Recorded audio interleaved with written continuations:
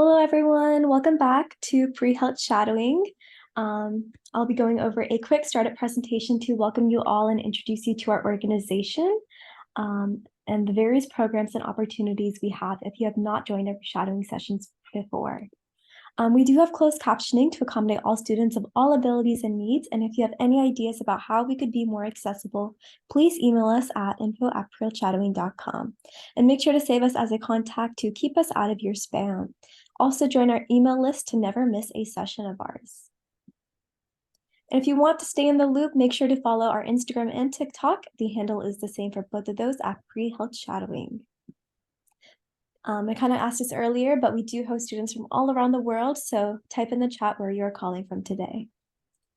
And if you're interested in being a part of the pre-health shadowing team, we have availabilities for student volunteers as well as team members, and you can find the links to those on our website. You can also apply to join our leadership team, which is 100% remote, and we are actively recruiting, so make sure to apply online today. Here are just a few roles that we have available at the moment. You can find a larger list on our website. And if you are a high school student, you can join our high school training program, HTP, which is offering leadership and healthcare education for pre-college learners. And we do have an application for that on our website as well. And if you can, please donate to help our program stay free and accessible to everyone. We do run solely off of the time and donation of our volunteers. And make sure to type your questions in the chat. Our co-host will ask them during the Q&A session, and Dr. Silverberg will be answering them for you. Also, make sure to take good notes as our pre-shadowing assessment will be available to take to earn a digital certificate verifying your hours on our professionals course page at prehealthshadowing.com. Make sure to turn your cameras on, please, to keep this as true to a shadowing experience as possible. And I'll pass it on to Dr. Silverberg to carry on the shadowing session. Thank you so much. Wow. Thank you, guys. All right. I got my co-host here. He's that's our dog Lenny. He keeps swatting at me. So you might see his face occasionally pop in. So maybe you could just start by telling me, like, how can I be helpful to you? I mean, what can I address to help address your needs? Yeah, of course. So usually how our shadowing sessions, we have a bunch of students who might be just entering college, might be entering medical school. So maybe I'm kind of helping them along the process, tips and advice. I think Amina also mentioned that you're both a doctor and an entrepreneur. So maybe talking about that balance between those two and how you're able to do so much.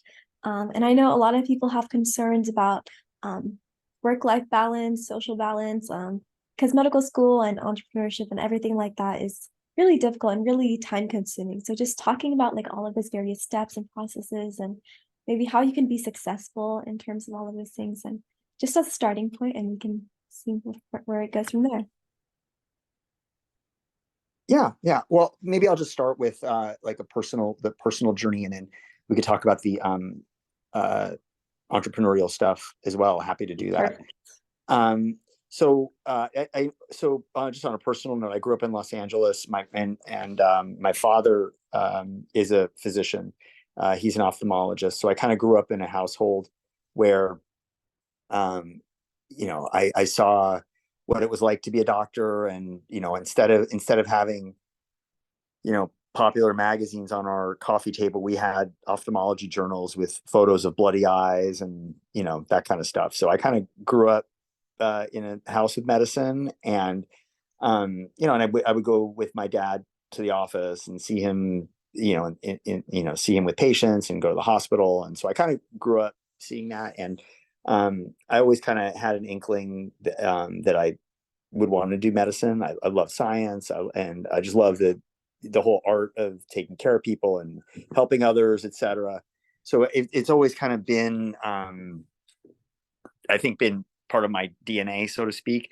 And then when I was in college, which is kind of where everyone's at right now, I was pretty sure I was going to go pre-med, and so I took all the pre-med classes, but I kind of went out of my way to major in a non-science subject because I figured like this would be the last chance in my life where I could really sort of maximize that. And so I majored in philosophy, and I love that. I mean, it was great. I got to take classes about the meaning of life and all the abstract things like that, and reading Tolstoy and Albert Camus and all these other authors that otherwise don't, necessarily pop up in medical school. Um, and so I was really glad I did that because it gave me the chance to sort of expand the humanities and really take a dive in that direction. And at the same time, I was fulfilling the pre-med requirements, and like everyone else, taking organic chemistry and all those other joyful subjects. And it was funny too because I guess at some level I kind of questioned whether I should even be doing medicine, because the truth is I kind of like the philosophy and writing and English classes much more than I like biology and chemistry. And so one thing that I think has been true, and just spoiler alert, like all those classes have nothing to do with being a doctor. So if you are like me and sort of find that those classes are difficult or not exactly in your wheelhouse, there's hope for you still. You can still become a doctor and hopefully be a good one. And then I went to medical school, and I was at UCSF for medical school, and it was just funny because I came in with this philosophy degree, and I was so poorly prepared, simply because all my other friends had majored in bio or biochem or chemistry, and then we were in these classes, and they just totally understood it. It was like they were they were in that mode of thinking, and I was busy like trying to write essays, for like we were in our anatomy final, and all they want to know is just what muscle is connected to this bone, and there I was trying to like write an essay about it, and it's like, well, they don't really care about that. They just want to know what the right answer is. So it took me a few years to kind of get into a different mindset for medicine, but eventually I did get there. And so in medical school, I think one of the transformative moments for me was, I took a year off, and I went to India for a year, and did 6 months of microbiology research and then 6 months of traveling. And that was really amazing because I got to see just the power of doing medicine in other countries, and seeing how just completely portable your skills can be. I saw that, and this sort of the game changer was that, there was a program called Orbis, Orbis, which they take a 727, like a huge airplane, and it's been shelled out into like a mobile, clinic, and they fly all over the world, and basically it's like a mobile operating room, and they bring on professors and teachers and doctors from, usually it's US, Canada, Europe, and then they fly to Africa, to India, to Asia, and some of the more developing countries. Um, and I was living in a town called Hyderabad, which is now like this huge tech center, but back then it was kind of like just a small town in India. And so that's where I was, and this Orbis plane landed, and there happened to be a pediatric ophthalmologist on board, and I got to shadow him for a week, and I was so blown away by what he was doing, and the combination of being able to do ophthalmology where you have surgery and really like micro attention to detail and small organs, and small surgeries, and just really delicate stuff, and coupled with pediatrics, which I always sort of had an affinity for, and just taking care of kids and being a little bit immature, I think.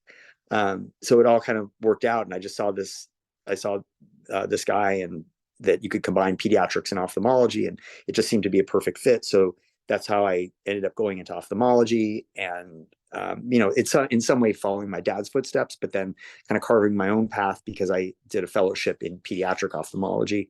And so fast forward, I've been in Santa Barbara for 20 plus years. I work at Cottage Hospital and at Sansom Clinic, which is a large multi-specialty clinic.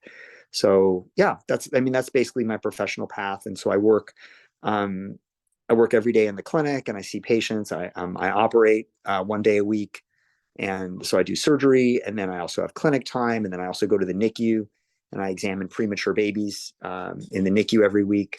So it's kind of fun. I have a really diverse practice, and one of the things I love is that I'll be examining a premature baby, and then moments later I'm examining like 100-year-old patient in my office. So it's kind of cool. It's like this great balance between old and young, and surgery and clinic, and it's an exciting space to be in. So I love what I do. Happy to share. Does that kind of answer the professional journey? Yeah, perfect. And I wanted to ask, I know you said that um, you kind of grew up in that medical setting and you did kind of prefer writing during your college years. If you do you think that you would have gone into the medical field if you weren't kind of raised up like that, or do you think, or what would you do if you weren't in the medical field? I think it's always kind of been like this is really what not to get all mushy about it, but I think this is why I was put on the earth. I was to do this. So I kind of feel like this is my calling, but I guess you know, if I for some reason couldn't do medicine, maybe, I don't know, maybe I'd be an English teacher. I don't That's cool. know. Yeah. Um, Yeah. yeah, and then a personal curiosity. I know you said you went to Hyderabad. That's kind of around the area where my family's from. So I was Okay. just curious, did you pick up on the language or anything there? Well, as you know, Telugu is the Yeah. language there, and so I did pick up a little bit when I was there, and I was able to speak a few words, but I definitely wasn't never reached like a really good conversational level. But yeah, but I love India. Yeah, it's one of my Yeah, I favorite speak spots. Telugu and I'm from Hyderabad. So I was just curious if you like picked up on any of the words, just personal curiosity. Yeah, but I love the foods. I mean, idli and sambar, and Yes. yeah, that's pretty good stuff. Yeah, I love them too. But kind of moving on, I know you explained more about your personal kind of thing and how you got into medicine. And now could you kind of talk about your work-life balance, how it is now that you're actually in the field working as a doctor, and on that note. Yeah, yeah. So I mean, I think one of the key things that I've always believed in, and that sort of helps guide my uh, weekly and daily existence is balance, and the work life balance is super important to me.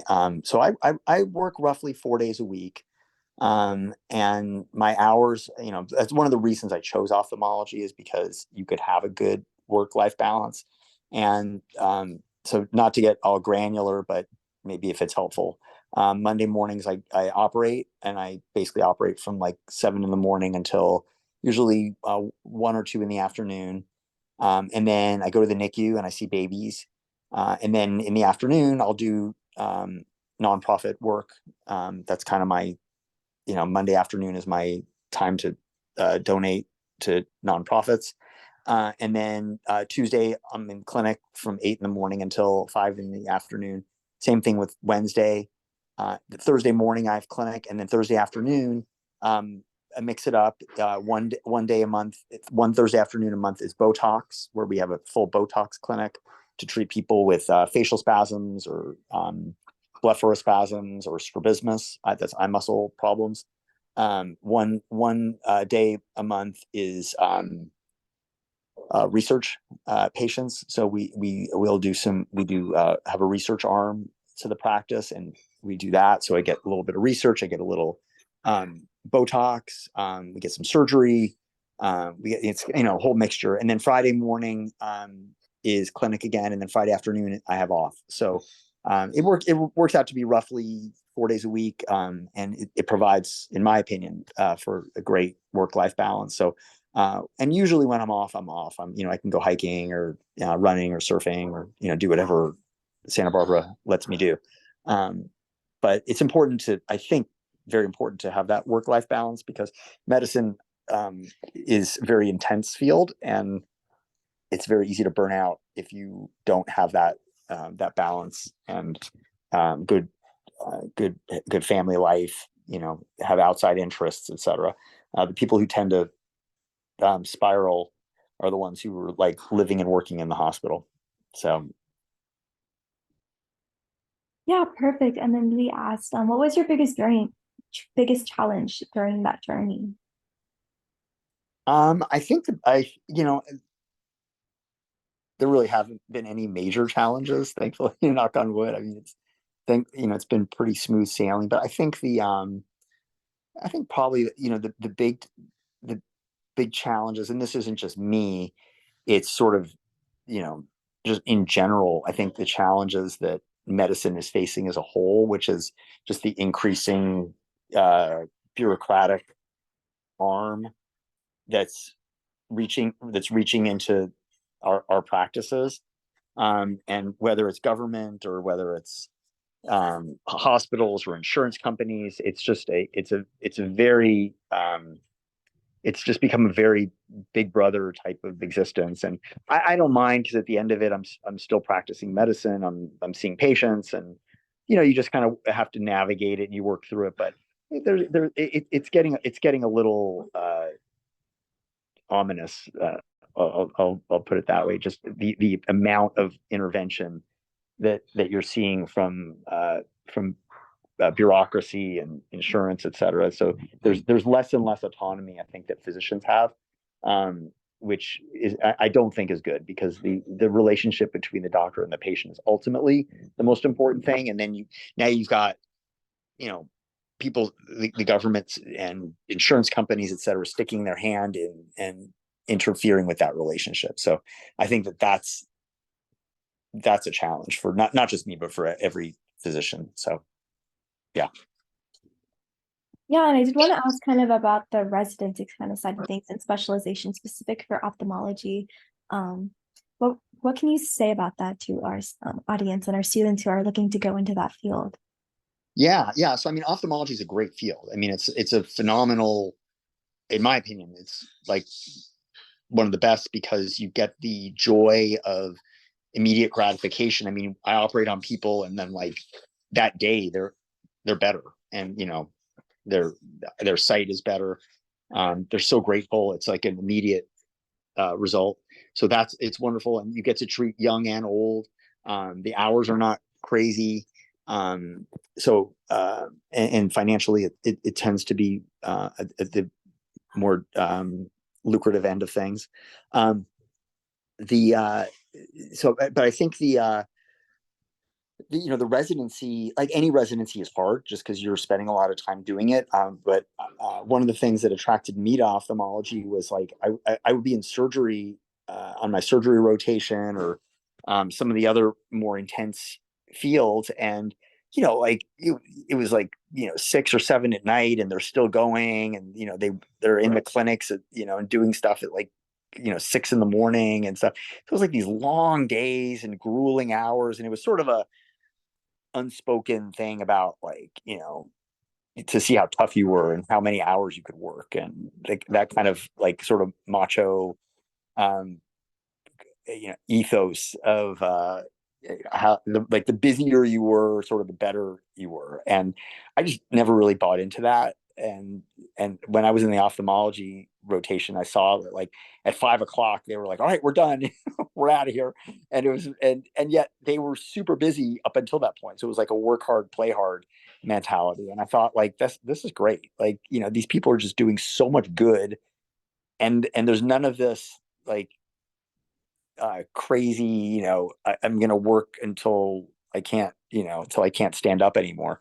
And I just remember vividly, like, being in medical school and scrubbing in on a vascular surgery case. And believe me, like, vascular surgeries are, they're great, and vascular surgeons are awesome. But I remember, I was literally in this room for like, it was close to 11 hours of being like holding retractors and watching these guys operate. And I was like, oh my God, like, this is horrible. Like, I do not want to do this. Like, and all they talked about was how long their days were. Like, oh yeah, and then from here I'm going to go and make rounds, and then I'm going to go to the and then I'm going to go to the ICU, and then I'm going to do this, and then and I was like, oh my god, where's that life balance?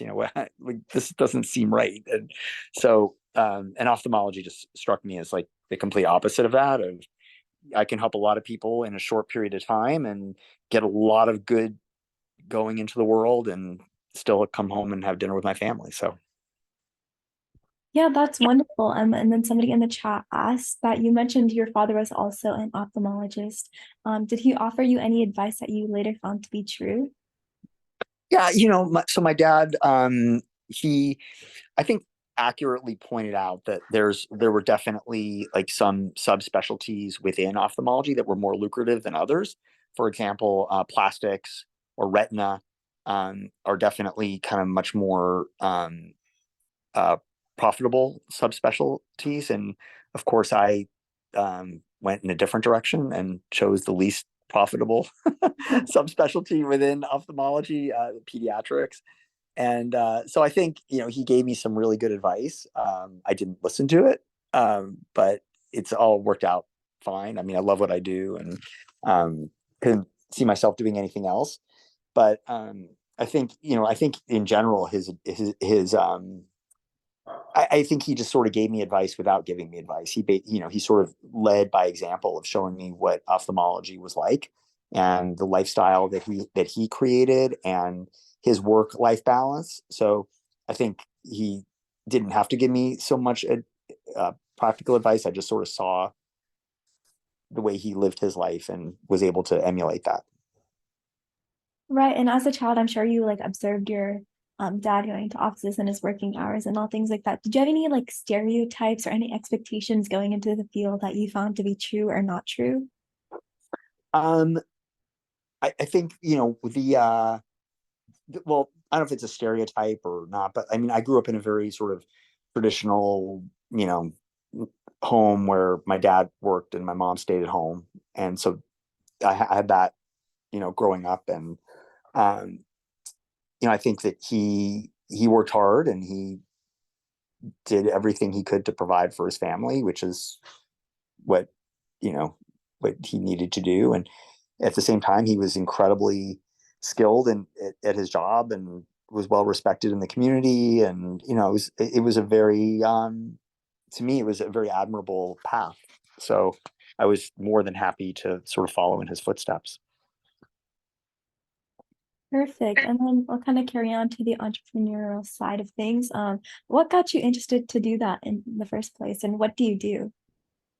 Yeah, yeah. So I mean, I always kind of had a little bit of an entrepreneurial bend. I mean, going back to college, I sold t-shirts for the Harvard Yale football game, and I would sell carpets to incoming freshmen. I always had like little side businesses, but I think all that sort of got put on hold as I launched into my medical practice. And then roughly around 2010, um, my mom I started sort of listening to my mom, and my mom was always complaining about her eyes feeling tired. Like, that was a chief complaint of hers. So like, oh my gosh, my eyes always feel tired. And the more I listened to that, the more I realized like that's something that I hear all the time in my clinic. And so I started to unpack that more and more. And one of the reasons, there are many reasons why you could have tired eyes. People can have dryness. They can just need glasses. But then the more I unpacked it, there was this common denominator among many people who have that complaint of tired eyes, and it was just that their eyelids were just a little bit heavy. And how sometimes when you're tired, you feel like, oh, my eyelids are heavy. And so that's a very universal thing. And there was really no treatment for it. Basically, it was either live with it or have surgery to raise your eyelids. And most people don't want surgery to raise your eyelids unless you really need it. So I thought, well, what if I could create an eye drop that would do that could help treat that? And so I, kind of went old school, and I went to the chemistry books, and cooked up some different formulations, working with a compounding pharmacy. And finally, I was able to land on a formula that was successful at raising people's eyelids. and getting rid of that tired eye feeling. So, for anyone who's like working at a computer for a long time, and your eyes feel heavy or tired, or people that just are getting older and their eyelids are falling, this was something that could help them. And so I filed for a patent. I got a patent. I licensed it to an incubator, which is a company, like a little, it's a cottage industry where basically these companies will take your idea and sort of help shepherd it through the FDA. And they did that. So we went through phase 1, phase 2, phase 3. We got FDA approval after we got FDA approval. It took almost 10 years to get through the process. And finally, we got FDA approval in 2020. And so now it's on the market. Wow, that's wonderful. Yeah. Is it easy, like balancing that? I'm sure it's not easy, but how is that? Do you enjoy balancing that, those two separate lifestyles, I guess you could say, or do they kind of merge into one, or how is Yeah. that? Well, I mean, to be fair, I couldn't have even gotten into this at all if I weren't an ophthalmologist. So obviously, like my daily job was, sort of a starting ground. But yes, to your point, these were two totally separate entities. I mean, I had my sort of entrepreneurial world, and then I had my clinical world, and they didn't overlap. Um, in the very practical sense, like I would wake up at 4:30 or 5 in the morning and have phone calls with the legal team in Boston where my lawyers were, and have that whole conversation and work through all the stuff with patents and et cetera. And then I'd go to work. I'd spend all day, doing my day job, and then at night I would come home and do, emails and more patent stuff. So it was like two separate jobs. So yeah, there was definitely a time when it was pretty vigorous, but I enjoyed it. It's definitely a crazy fun journey, and if you have the stomach for it, highly recommend. Um, and very very rewarding. So no, I'm happy I did it. I don't know if I would do it again, but it's yeah, definitely an amazing trip. Yeah, that's really cool. That's definitely something that I would like to do if I was able to. We'll see in the future. But just kind of putting that into and like taking a step back and looking at it, what was the timeline like? How long after working as a doctor did this business idea or this business venture come into play, or was that during residency, or when exactly did Yeah. the idea come about? Yeah, so I mean, I started practicing in the year 2000, and the idea came to me in 2010, and we got FDA approval in 2020. So it was a 10-year journey to get through it. Wow. What was your favorite and least favorite part about that? My favorite part was when we got the patent, and my least favorite part was the long journey. I mean, and I mean, it's good because the FDA does what it's supposed to do, which is like really take a hard look at medications. So I fully respect it, but it's a long process. It took a long time to get through it, and so I think that's the part that was a little hard. Yeah, that's wonderful. Just kind of going back into the ophthalmology side of things, I know there's a bunch of different specialties. Could you kind of talk about what those are so that our students who are looking into that field are aware of what they can expect going into that field?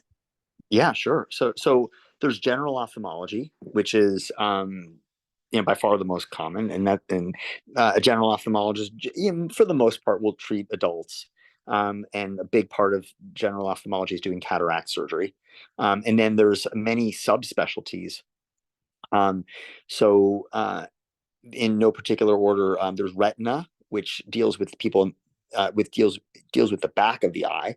So those are retina specialists will deal mostly with like macular degeneration is a big concentration for them, and for the most part that they deal with older folks, although there is a subspecialty which is pediatric retina.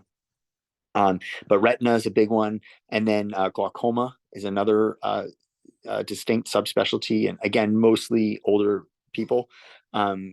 but glaucoma is a progressive disease with um, a lot, very, very large numbers of senior citizens that are affected, mostly African American, but it can be all races. And glaucoma is a very hot new subspecialty because there's a lot of new surgical interventions that are being offered. Um, there's oculoplastics, which is basically eyelid plastic surgery, and that often is combined with orbit work, meaning that you're working within the eye socket to remove tumors or to deal with Graves' disease, which can affect the eye socket. Those are two examples, but oculoplastics has both a functional and a cosmetic aspect to it. So the functional people deal with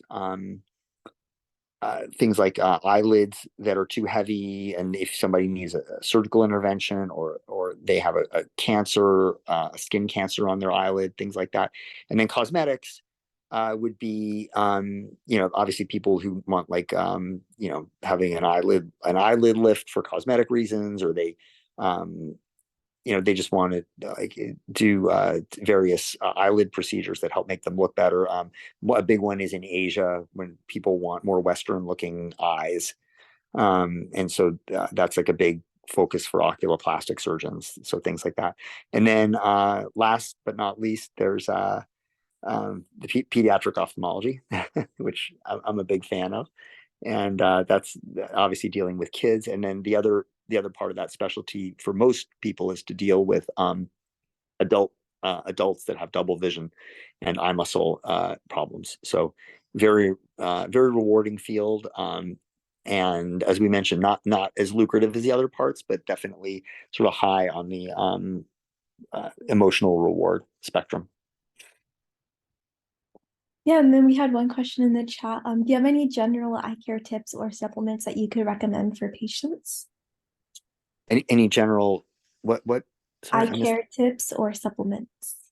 Oh, yeah. I mean, the things that are generally good for your eyes are the things your grandmother probably told you about eating carrots. So all the antioxidants are really good for your eyes. And in fact, for elderly folks that have macular degeneration, they can take specialized antioxidant vitamins called AREDS or Ocuvite.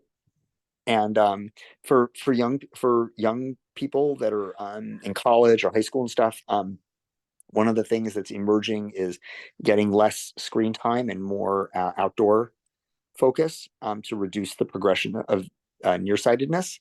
So we always encourage people to spend more time outside, and part of that is an easy way to remember this also is doing the 20-20-20 rule, which is when you're working at a computer or reading a book, every 20 minutes you take a break for 20 seconds and stare 20 feet in the distance. Um, so that's kind of a nice little easy algorithm to remember. Yeah, perfect. And then I did want to ask, kind of going back into the ophthalmology job side of things, with AI and the changing technologies and everything, do you think that job growth, what do you think about the future job growth about in the field of ophthalmology? Yeah, no, I mean, I think AI is really exciting, and there's definitely more and more journal articles that are talking about it, and I think there's a huge role for it. So um, on a very practical level, like the idea of, for example, doing photo screening for diabetic retinopathy, which is the retina problem that happens in diabetic patients. Yeah, I mean, if you have a good AI protocol, you can take pictures of the back of people's eyes, and then a computer could analyze that to see whether someone has diabetes affecting their retina or not. So there's lots of applications that are definitely on the horizon. I mean, I think at this point, right now, as we speak, in 2023, it's still sort of on the vanguard, and it's not in everyday practice. But I think within the next 5 years, that's going to be, if we have this same conversation 5 years from now, I think it'll be a very different conversation, because I think AI is really going to make a substantial impact. Will it replace the eye doctor? I doubt it, but I mean, who knows? But I think there's always a role for ophthalmologist, just in terms of actually operating on the eyes, caring for the eyes, making diagnoses, looking, looking at the.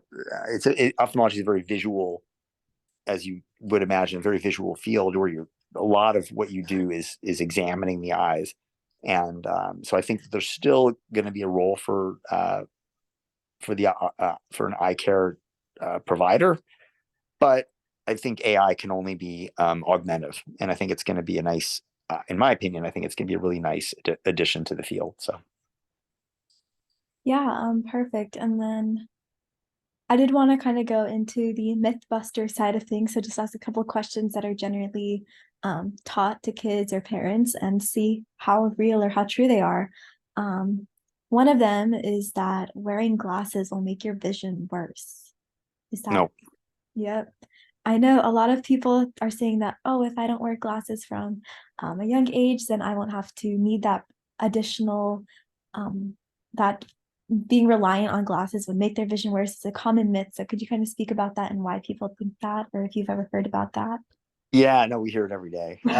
It's super common. No, I mean, your eyes are going to do what they're going to do, and so wearing glasses just helps you see better. It doesn't impact the trajectory of whether you're, of your eyesight. So that's always one of the myths that parents ask me about, is like, well, if my kid starts wearing glasses, aren't they gonna, doesn't that make it worse? And no, that doesn't make sense to me at all. The closest analogy I can give is, like, let's say you were going to buy a television and you bought yourself a really awesome, flat screen 4K TV with all these great features, and so you're watching amazing movies with this TV, and then if somebody suddenly showed you a black and white TV, like from the 1960s, you were gonna think, oh my, like, is your eyesight getting worse? No, it's just that now you're looking at a crappy TV.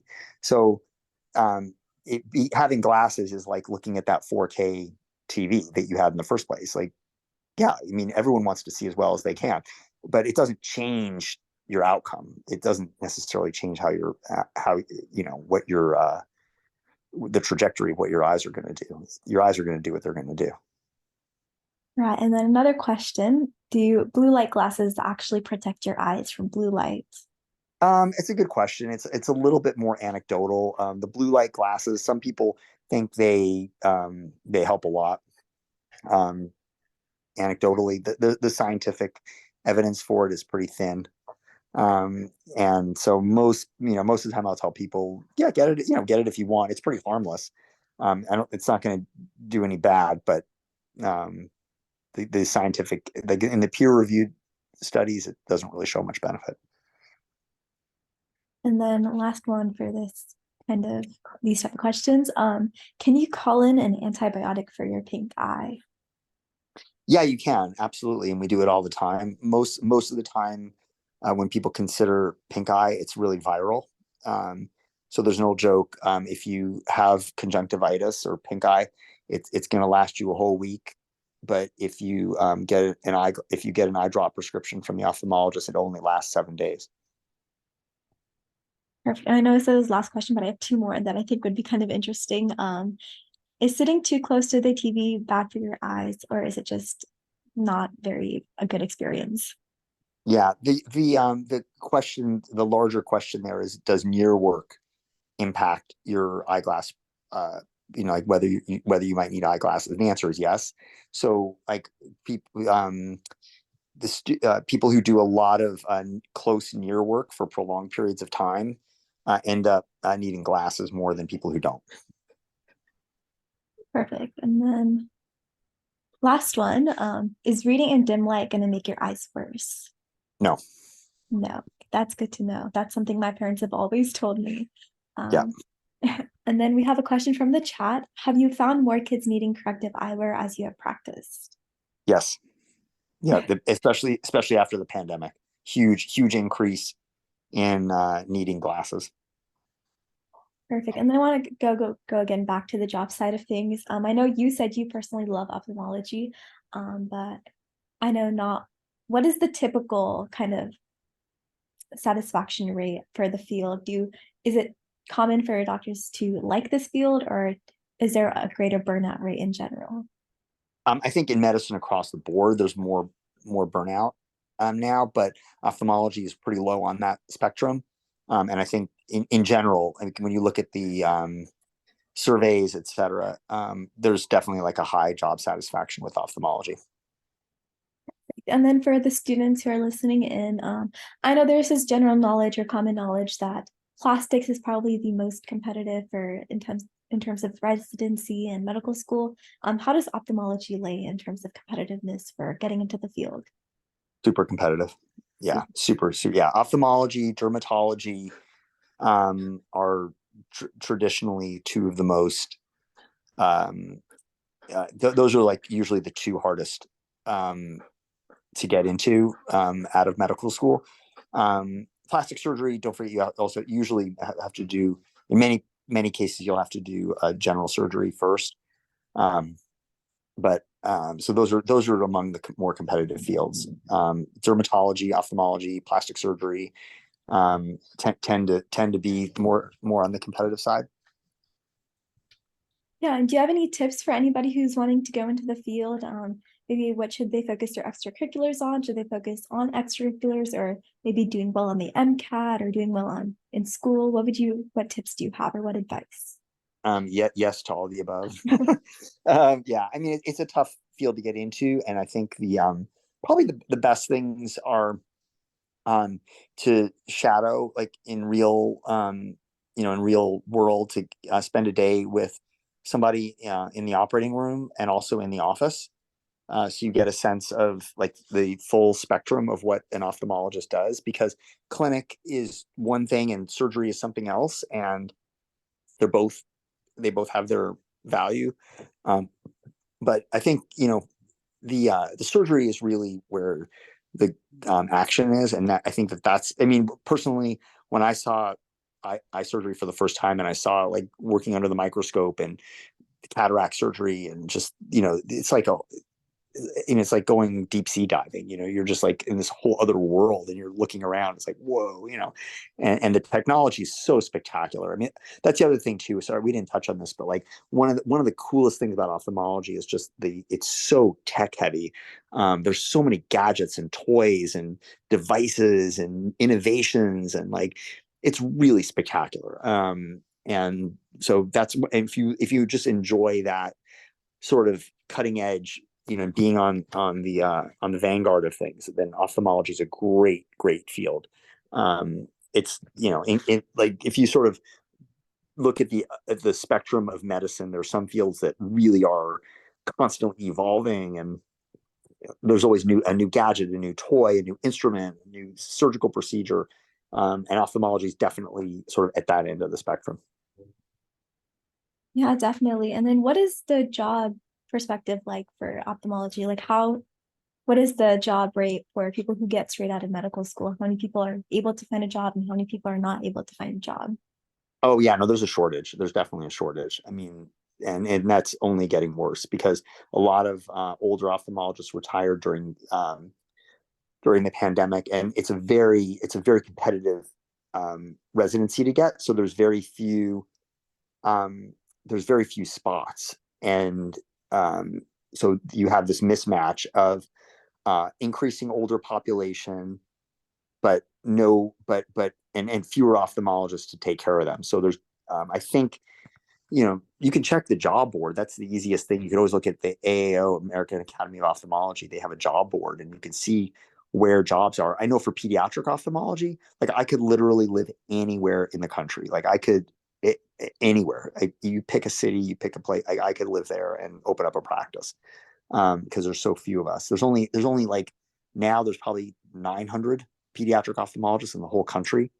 Um, so you can do the math on that. And it's generally like a great career opportunity. Like there's a lot of openings for ophthalmology.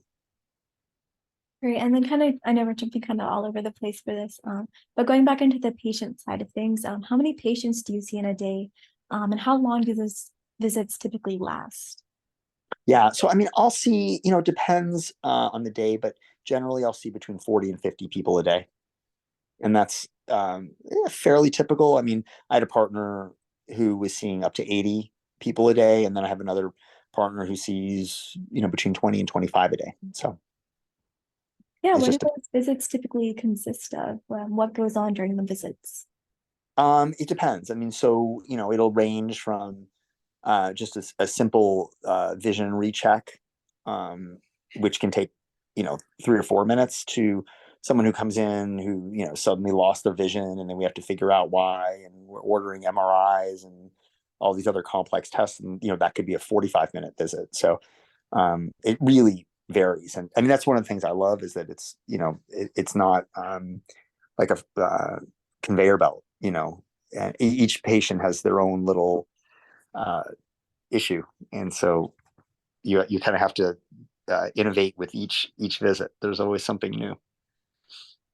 Yeah, definitely. I did want to stop and ask, is there anything like outstanding that you'd wanted to talk to our students about whether the entrepreneurial side of things or the doctor side of things? Anything that you wanted to say and speak about that maybe you weren't expecting people to know about? Yeah, no, I mean, I would just say a few things. One is really quickly that, um, in case I haven't beaten it to death, I mean, ophthalmology is just a great field, and I would highly recommend it for anyone. I think on the entrepreneurial side, um, you can, there's so many amazing opportunities that you can explore. And so Upneeq, sorry, I never said the name of the drop. That's, I guess I should, I should probably mention that. It's called Upneeq, Upneeq, Upneeq, if you want to Google it. But things like Upneeq there's a lot of opportunities for for students, for residents, for practicing physicians. Like you're in this perfect situation where you're in the trenches. You're actually seeing patients. You're in the operating room. You're doing surgeries, and there's always opportunities to make things better. And like if you see something that needs a change, you can be that change. You can actually make an innovation to help your field, and if it's meaningful, then cool, then it's going to go somewhere. So that's what I find exciting, is that when you're a practicing physician, you can actually be on the front lines, and what can be done better, and so it gives you that opportunity to explore. Yeah, definitely. And then does most of your work consist of like patient to patient where you're seeing patients, or is it more behind the scenes type of work where you don't exactly see the patients, but you're still kind of working on the job? It's all face to face. It's pretty direct patient contact. Yeah, and then what's the salaries like? I know I'm sure students are curious about that right out of medical school. Is it good, bad, whatever Yeah, thoughts you have? it's a great question, and I just don't know, because I'm not there now, so I don't know what the starting salary is for an ophthalmologist. Um, I just don't know. So it's a great question. I'm sorry, I don't know the answer. No worries. Trying to think. Is there any other, if you guys have any questions, feel free to type them in the chat.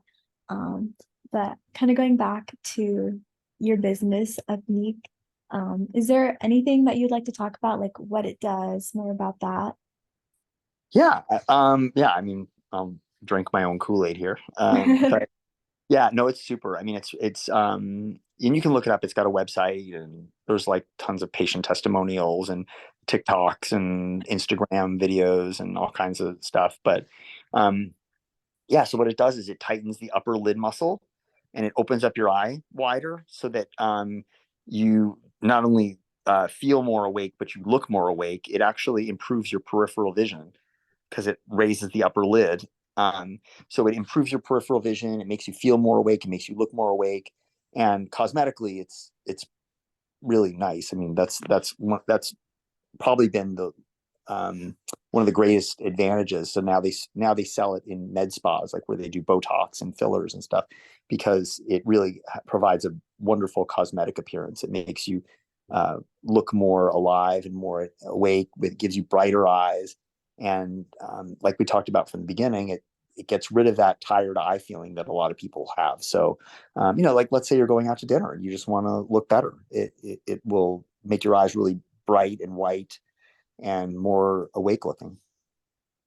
Yeah, that's great. And then I kind of wanted to talk about, I know there's different types of ways you could practice as a doctor. I'll drive down the road and I'll see like 6 or 7 private practices opened up. So how is that for ophthalmology? How do you do it? Do you have your own private practice, or do you work with a team of other doctors? Yeah. Yeah. So, I mean, it's becoming a much more, eye care is becoming a much more team oriented approach. Um, and so there's different levels of care that people can provide. And so you have opticians, which do basically eyeglasses. You'll work in an eyeglass store. And then the next level is an optometrist who do medical eye care. And so they can prescribe glasses and prescribe eye drops and contact lenses, etc.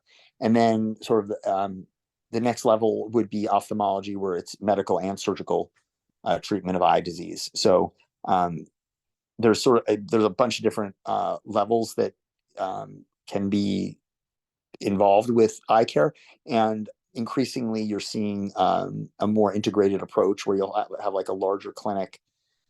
For example, our clinic where I work, where you have ophthalmologists, optometrists working together to address patients' needs. Yeah, that's great. And then we got a question in the chat. What are your thoughts on blepharoplasties? They seem like they're becoming more and more common. Yeah, but I mean, I've done dozens and dozens and dozens of blepharoplasties. It's a great surgery, and if you have excess eyelid skin, um, then it's a really viable option.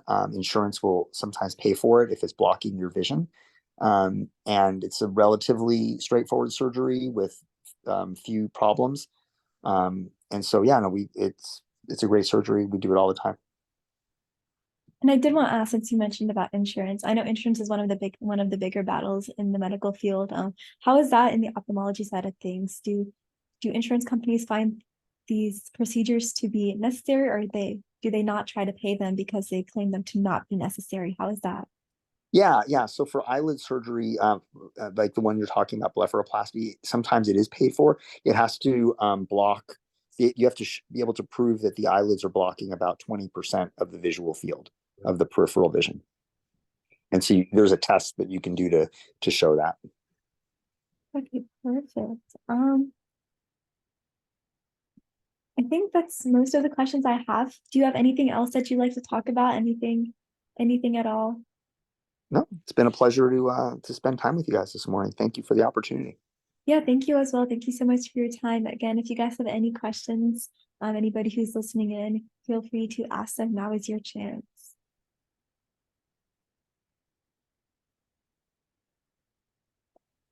Okay, it seems like we do have one question. How does Upneeq work? Oh, how does Upneeq? So yeah, good question. What it does is it has two functions. One is it vasoconstricts, so it squeezes the blood vessels, so it makes your eyes really white. And then the second thing it does is it stimulates a muscle in your upper lid called the Mueller's muscle. And so that muscle, when it gets stimulated, it contracts and it raises your eyelid. Wow, that's really fascinating. How did you Yeah. kind of figure that about to be? Sorry, say again. How did you like come up with that? What kind of made you think about that? Yeah, well, chemistry. It went back to the books and you know basically did basic research and came up with the formulation that would enable you to have something that's safe, well tolerated, and that would also give you the desired effect. And thankfully, it worked out. Yeah, it's wonderful. How long does Yeah. it take to see results? Usually within 5 to 10 minutes, you're getting results. Wow. So yeah, Is it like a one-time thing, or is like you need to kind of follow up? How long does it last? it lasts between 6 to 8 hours for most people. Wow, it's really cool. Yeah, you can. Yeah, if you go, you can check it out. There's a whole bunch of before and after pictures on the web, and you can see what it does in action. Yeah, that's wonderful. Again, if you guys have any more questions, feel free to ask them. Otherwise, I'll go ahead and give our closing presentation.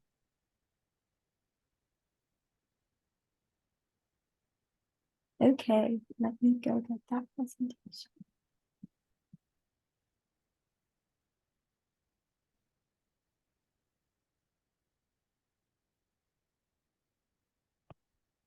All right, guys, I'm going to sign off. Thank you so much. Appreciate everyone's time. Thank you. Thank you. Thank you so Thank much. you, guys. It was great speaking Thank with you so much, you. Doctor. Right on. Anytime. Okay, let me share that closing presentation.